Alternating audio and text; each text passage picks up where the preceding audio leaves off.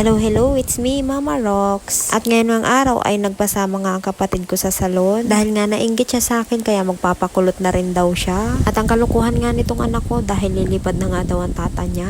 Dahil nga dito sa plastic na nakasuot sa kanya. Ay naku Yume, dami mong alam. Introduce ko nga lang siya dun sa nagkulot sa akin. Tapos iniwan na nga namin siya dun ni Yume. Dahil nga itong si Yume ay gusto na naman daw mag-slides. At dahil minsan lang naman talaga kami lumabas kaya naman pinagbigyan ko na. Dahil nga every time na lumalabas kami, ay wala nang bukang bibig ito si Yume kundi mama punta tayo ng slides. Nahilig nga pala siya sa slides simula nga nung magbakasyon si Kim. Dahil nga ilang beses din kami pumunta sa mga palaruan noon. Kaya naman pati sa papa niya ay hinihiling niya na bilhan daw siya ng slides. Ay sabi ko naman ay wag na nga dahil wala namang paglalagyan dito sa bahay. Dahil ang ama nga niya ay kapag hindi ko nga pinipigilan ay talagang nagpapauto nga sa anak niya. Syempre tayong mga nanay wais tayo. Dahil nga pagdating ng panahon ay talagang di rin naman niya mapaggagagamit. Tapos isa lamang kalat lalo na kapag maliit ang iyong bahay. Buti sana kung may isang room para sa palaruan. Para at least lahat ng laruan ay nandoon at hindi nga nakakalat kung saan saan. Buti na nga lang si Yume ay kahit papaano ay masinop sa mga gamit. Dahil nga kapag nakakalat ang kanyang mga laruan, tapos kapag inutusan ko naman na imisin ay sumusunod naman. At ayan nga talaga naka-proper pa ang kamay niya sa pag-slides. Yan ang nagagawa ng batang sanay na sa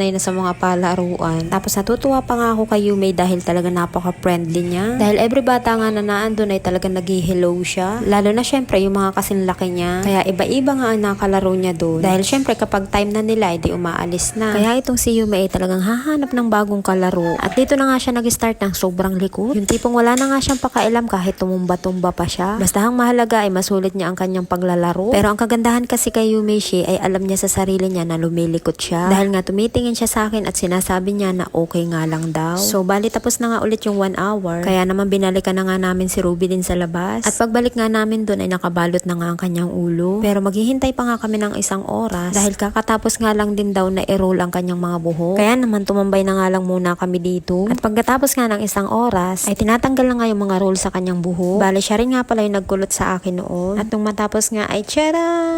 Parang ang naging noodles ang kanyang mga buhok. And then fairness, bagay nga sa kanya. Mga 3 PM na din nga natapos kaya naman dumiretso na nga kami sa Jollibee. Dahil nga nagugutom na rin kami. After nun ay umuwi na nga rin muna kami. At sisimba nga dapat kami ng 5 PM. Ay medyo napapagura na nga ako kaya sabi ko nga ay 7 PM na lamang kami sumimba. At kung nakarating ka nga po dito ay marami pong salamat. Yun lang, bye!